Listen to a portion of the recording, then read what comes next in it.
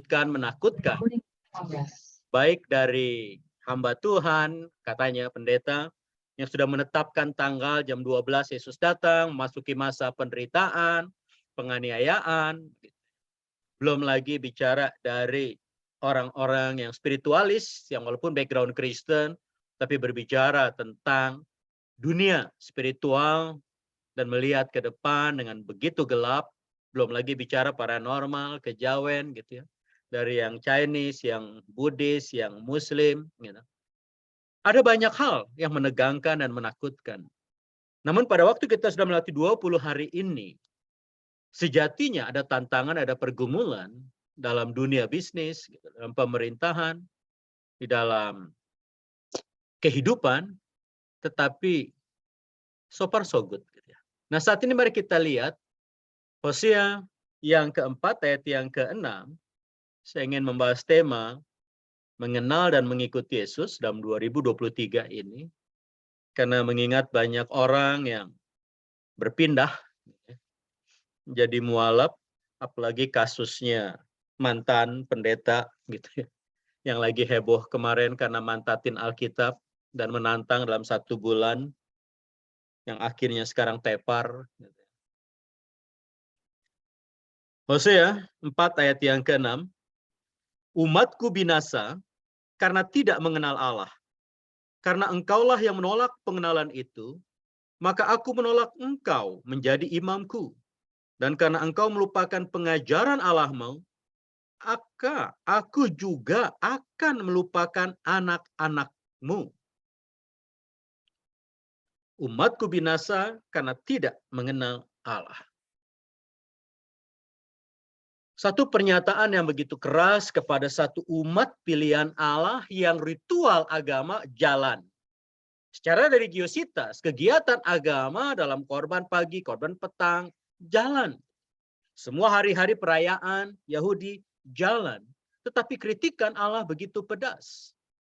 Umatku binasa karena tidak mengenal Allah. Kritikan yang pedas juga kalau kita lihat dalam kitab terakhir, kitab Wahyu, dalam pasal 2 itu diungkapkan juga kan, wah engkau tidak mengenal Allah, engkau hebat, engkau begini, begini, begini. Pasal 2 itu, ayat yang keempat sampai yang keenam, ayat 2 sampai 3, terus yang keempat. Tapi kritikan Allah, namun aku mencela engkau, karena kau telah meninggalkan kasihmu yang semula.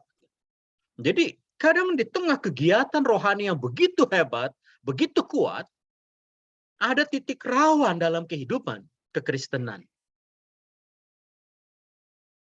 Nah, untuk hal yang seperti ini, kita bisa melihat berapa banyak kadang tahun 2022 kita kecewa dengan Tuhan. Apalagi 3 tahun COVID. Gitu. Ada banyak hal yang terjadi. Dalam situasi yang seperti itu, betulkah Yesus itu menjadi segalanya bagi kita? Saat kita berkata, you are my all in all. You are my desire. You are my everything. Semua lagu bisa kita angkat gitu. Buat tiada yang kuingini di bumi selain engkau. Ya, saya minta izin share screen gitu, dari host. Oke. Oh, belum diizinkan. Supaya ada PowerPoint. Sebentar. Oke. Bisa ya? Oke ya. Oke, sip. Ada film, share soon. Share.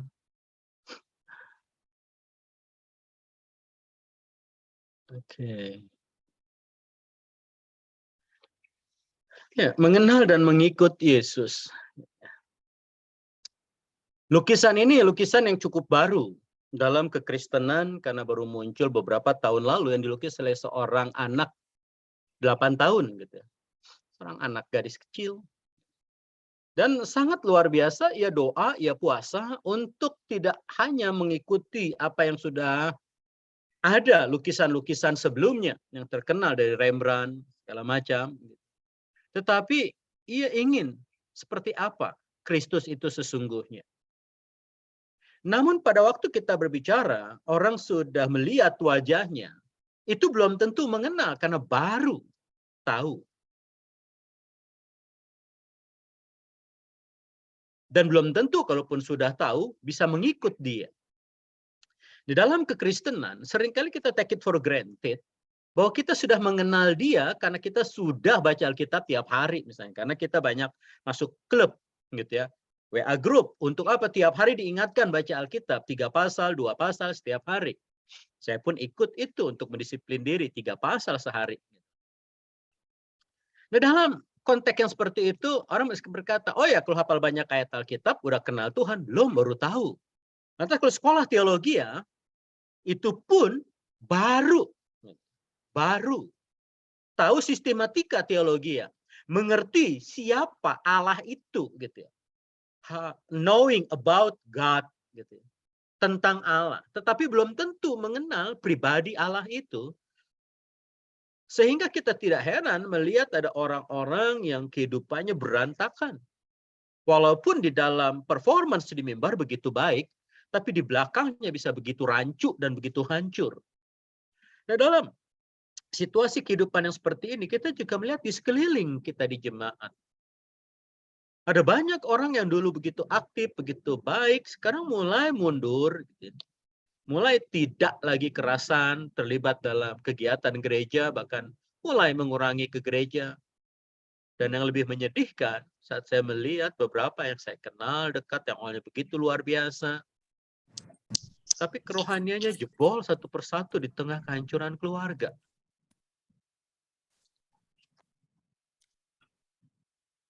Umatku binasa karena tidak mengenal aku. Bukan tidak beribadah.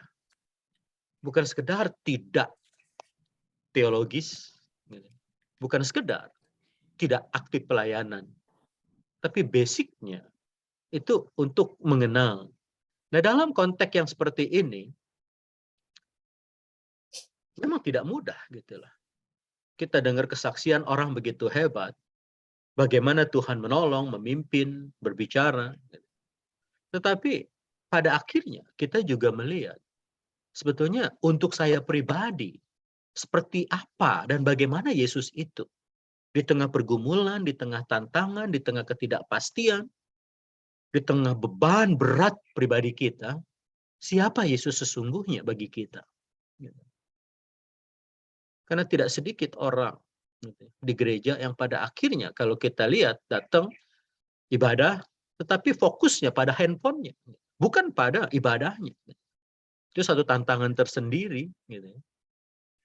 Pada waktu kita beribadah dan melihat Alkitab kita di HP kita. Saya pun kadang kalau naik motor gitu ya nggak bawa Alkitab karena supaya lebih ringkas dengan handphone.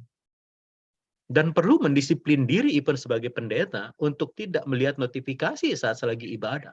Baik dalam pujian, saat mendengar khotbah. Sebelum itu selesai, dalam doa berkat, untuk baru buka. Kalaupun tetap fokus, apakah kita mengerti apa yang dikhotbahkan tentang dia? Karena 23 ini semua bisa tergoncang. Indonesia masih lumayan karena ada agraris, ekonomi kita tidak terlalu bergantung dengan industri.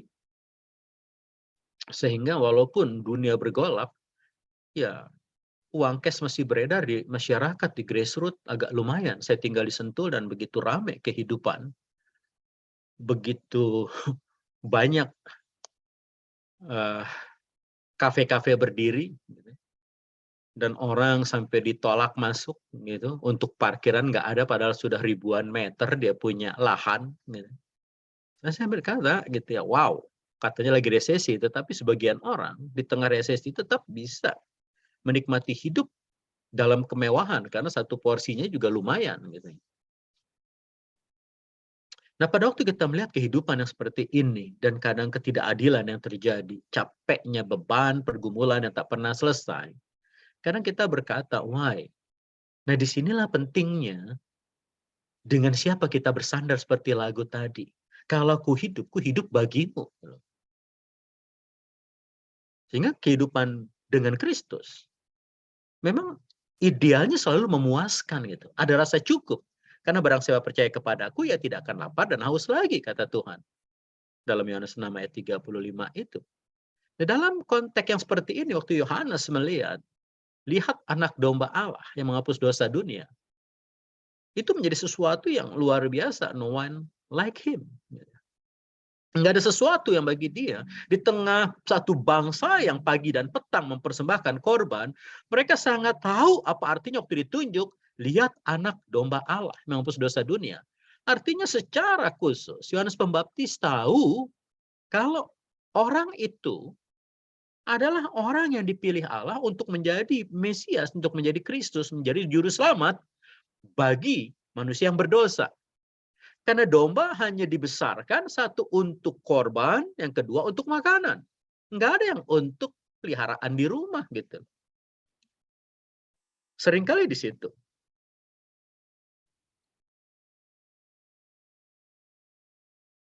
Artinya, Yohanes Pembaptis sadar dia adalah pribadi yang sangat menentukan dalam sejarah kehidupan manusia. Sejak penciptaan sampai saat dia hidup itu dan yang akan datang. Tapi dia sendiri kan berkata, aku juga tidak mengenal dia. Untuk itulah aku datang membaptis supaya aku bisa mengerti dan melihat dia. Nah, Bapak Ibu yang dikasihi Tuhan, teman-teman, waktu murid-muridnya juga mendengar itu dan mengikuti Yesus, ya pengen tinggal dengan dia. Namun murid-muridnya pun sama seperti Yohanes Pembaptis. Dalam pergumulan hidup pada akhirnya juga ragu. Siapa sesungguhnya Yesus itu? Nggak mudah. Kenapa? Karena satu sisi dia sebagai anak domba Allah, memang orang udah punya konsep masing-masing selama ratusan tahun di Israel. Seperti apa Yesus itu? Pengharapan yang mereka sudah miliki berbeda dengan apa yang Yesus hidupi. Sehingga murid-murid yang 3,5 tahun berjalan dengan Yesus pun masih berpikir sebagaimana yang terbangun dalam konteks pengharapan mesianis orang-orang Yahudi itu. Nggak mudah memang. Yohanes Pembaptis sendiri sebagai sepupu, sebenarnya kan satu sisi pasti kenal, bukan nggak kenal.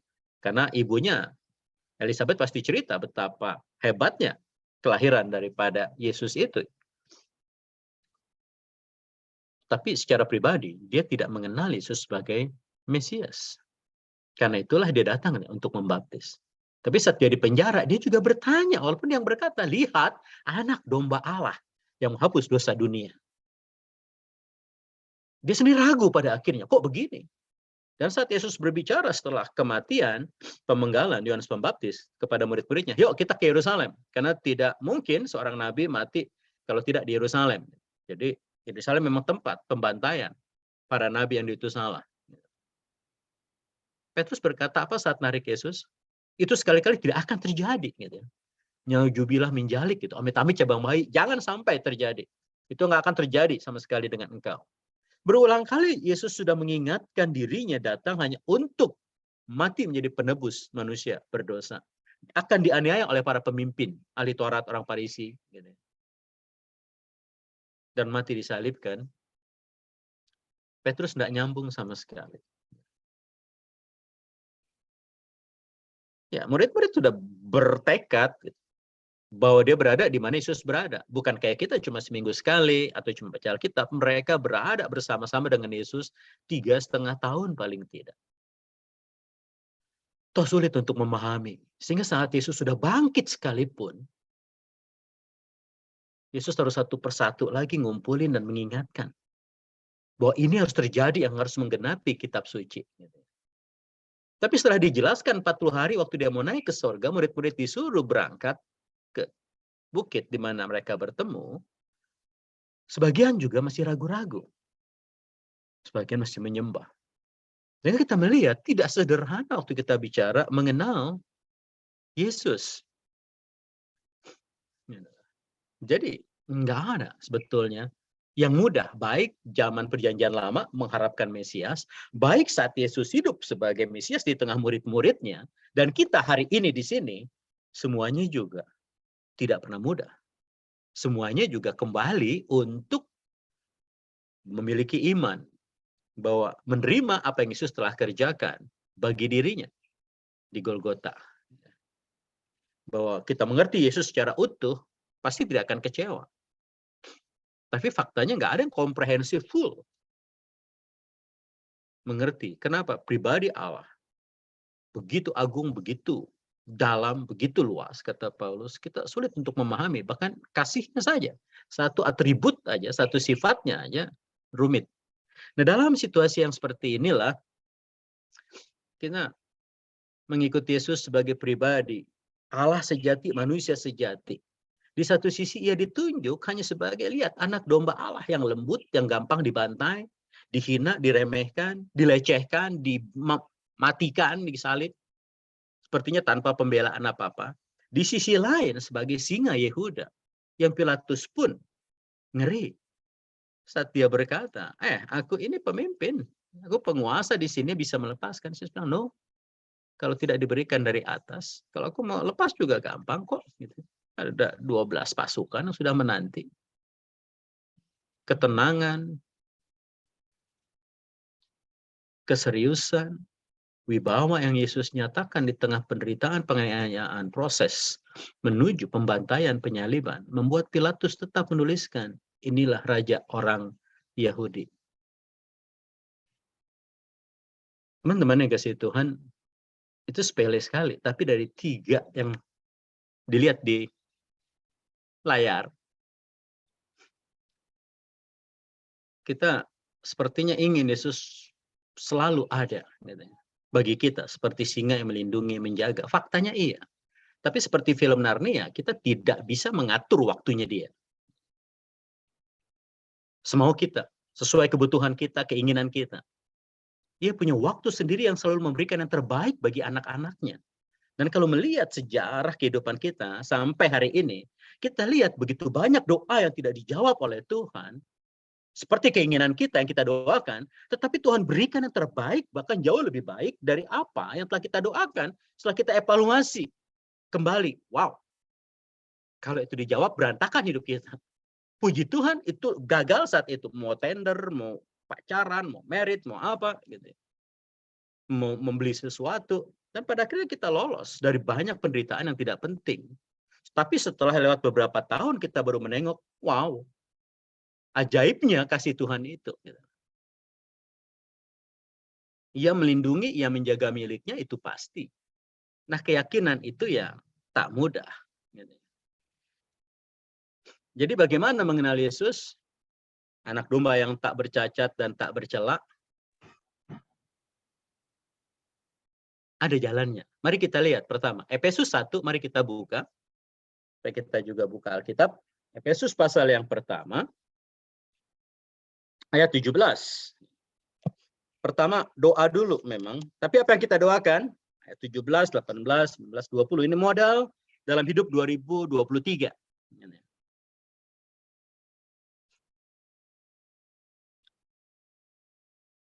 Ayat 17. Yang udah dapat silakan baca, teman, supaya kita bisa ada interaksi. Efesus 1 ayat yang ke-17.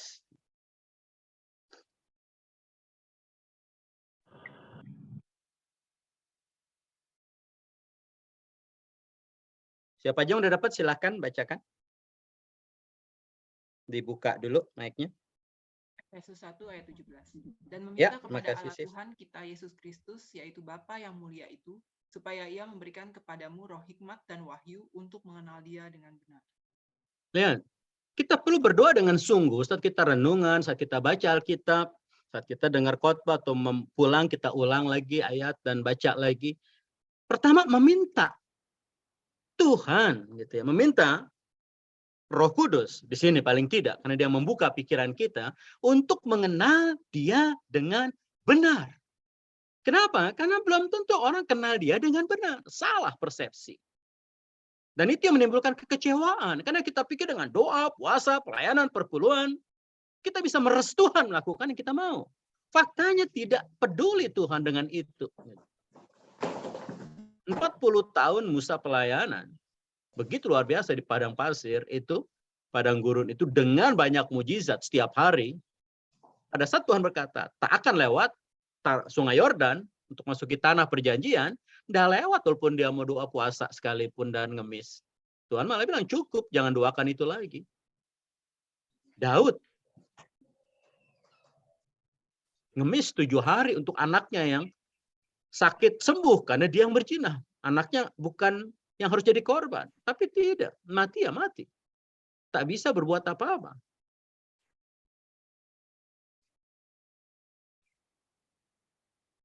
Bahkan Yesus sendiri pun berdoa juga rumit saat kalau mungkin cara yang lalukan. Sehingga kita menyadari bahwa Allah adalah Allah gitu. Let God be God. Dan kita memiliki Tuhan Yesus yang lebih tahu daripada siapapun apa yang terbaik untuk anak-anaknya. Oleh karena itulah berdoa untuk roh hikmat dan wahyu untuk mengenal dia dengan benar. Jadi nggak mungkin kita mengenal dia dengan benar kalau kita nggak ada kerinduan untuk membaca, menyelidiki, dan baca buku rohani gitu. Ikut seminar yang membahas atau PA di gereja atau di persekutuan doa ini untuk membedah pola pikir kita, benar nggak konsep kita tentang dia? Akibatnya apa? Kalau kita sudah meminta roh hikmat dan wahyu untuk mengenal dia dengan benar, ayat 18, silahkan lanjut, baca. Dan supaya ia menjadikan mata hatimu terang, agar kamu mengerti pengharapan apakah yang terkandung dalam panggilannya. Betapa kayanya kemuliaan bagi yang ditentukannya bagi orang-orang kudus. Ya. Hanya pada waktu orang mengenal Yesus dengan benar, itu membuat mata hatinya menjadi terang. Nah, waktu mata hati itu terang, pikiran menjadi terang, mata menjadi terang, otak menjadi terang, jalan itu akan menjadi terang, bukan gelap. Tapi ini nggak disadari. Kenapa banyak orang bermata gelap jadinya? Hidupnya gelap, karena hatinya gelap. Jagalah hatimu dengan segala kewaspadaan, karena saya itulah terpancar kehidupan. Pada waktu mata hati kita terang, kita baru mengerti apa yang kita punya dalam Kristus. Pengharapan apa? Tak akan kita geser, kita jual hanya untuk sekedar jabatan, pacaran, pernikahan. Gitu. Memang iman kita nggak ada yang sempurna. Seperti kata pepatah, tiada gading yang tak retak. Gading sama gisil aja pecah. Gitu. Nah sekarang malah gadingnya bisa meninggalkan Tuhan. Kita nggak pernah bisa mengerti sejauh mana kita membesarkan anak kita, keluarga kita, dalam ibadah tiap hari di rumah, dan pada akhirnya branding bisa meninggalkan Tuhan. Bukan hal yang sederhana.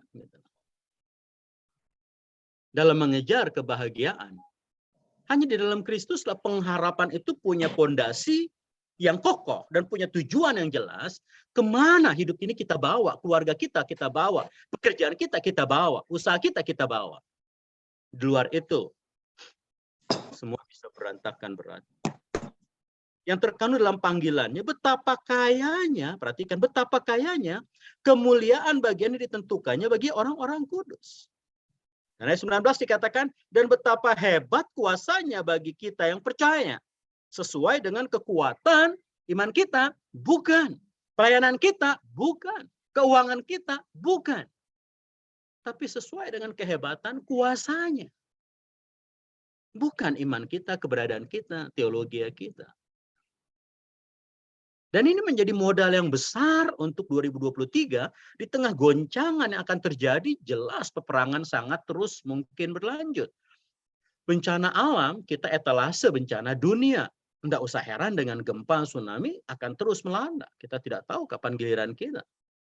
Saya 4 kali ke Cianjur membawa bantuan dan masuk keluar ngobrol, sharing dengan orang-orang yang baru membangun rumah 3 lantai dan hancur. Apa? Nggak mudah.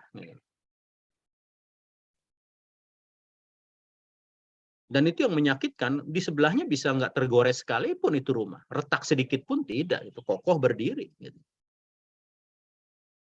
Orang bisa berpikir, kenapa harus saya? Nggak gampang. Pada saat saya melihat mereka tinggal di tenda, dan rumahnya retak sedikit, takut. Ada yang nggak apa-apa juga, tetap takut.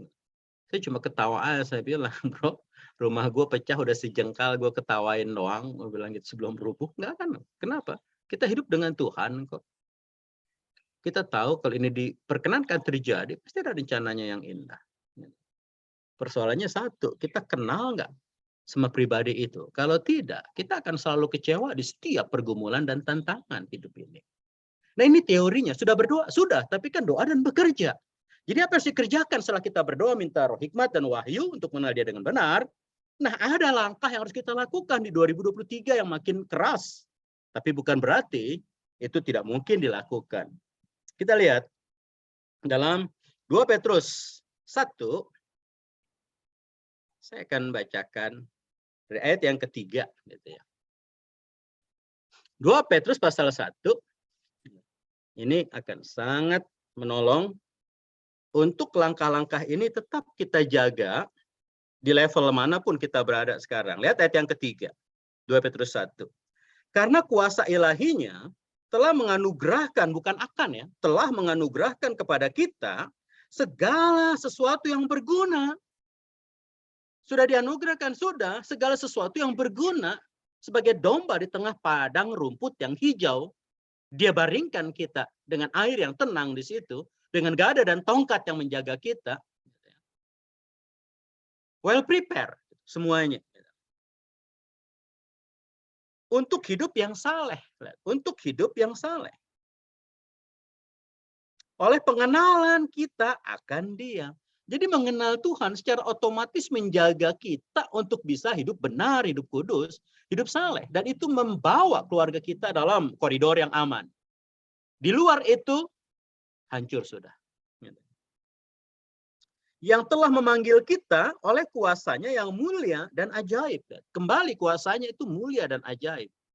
Dan kita telah dipanggil, kita telah percaya kepadanya. Ayat yang keempat, dengan jalan itu, dengan jalan panggilan dia dan pengenalan kita akan dia itu, ia telah menganugerahkan, telah lagi menganugerahkan kepada kita janji-janji yang berharga dan yang sangat besar, supaya olehnya kamu boleh mengambil bagian dalam kodrat ilahi dan luput dari hawa nafsu duniawi yang membinasakan dunia. Jadi whatever dunia ini akan bergerak dan akan hancur, pada akhirnya kita bisa luput dari kehancuran itu. Nah, ini basic understanding gitu ya.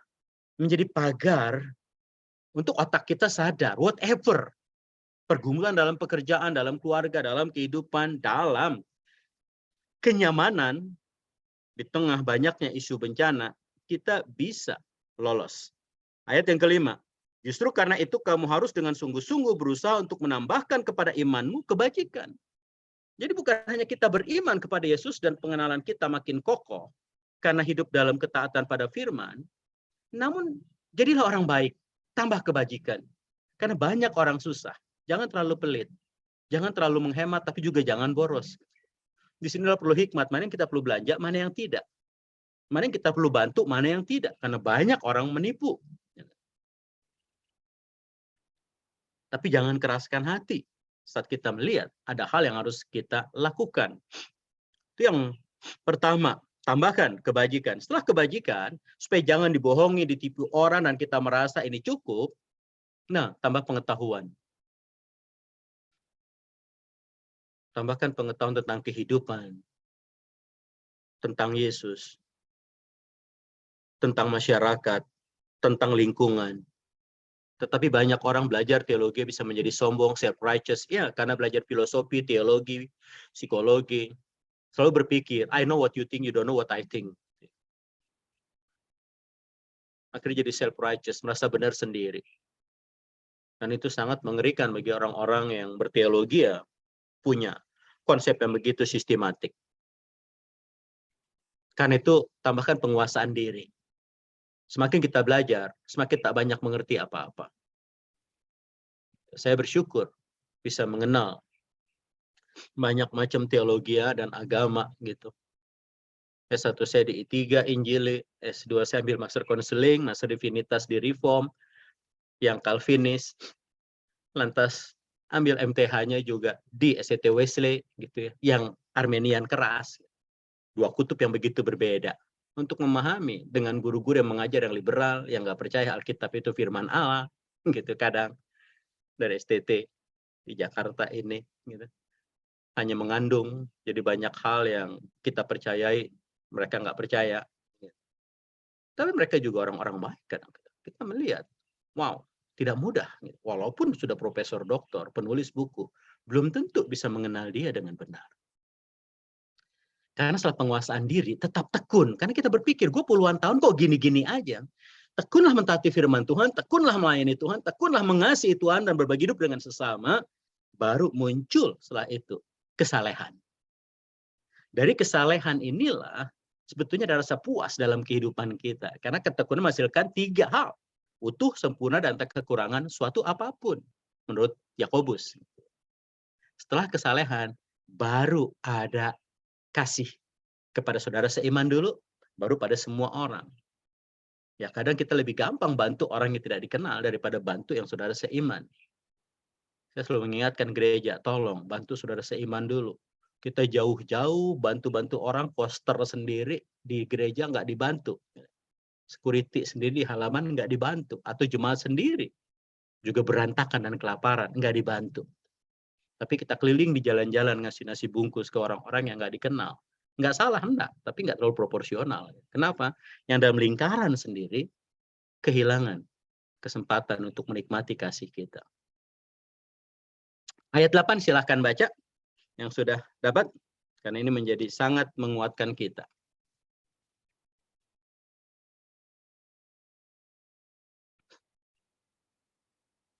Ayat yang ke-8. Dari 2 Petrus 1, Pak.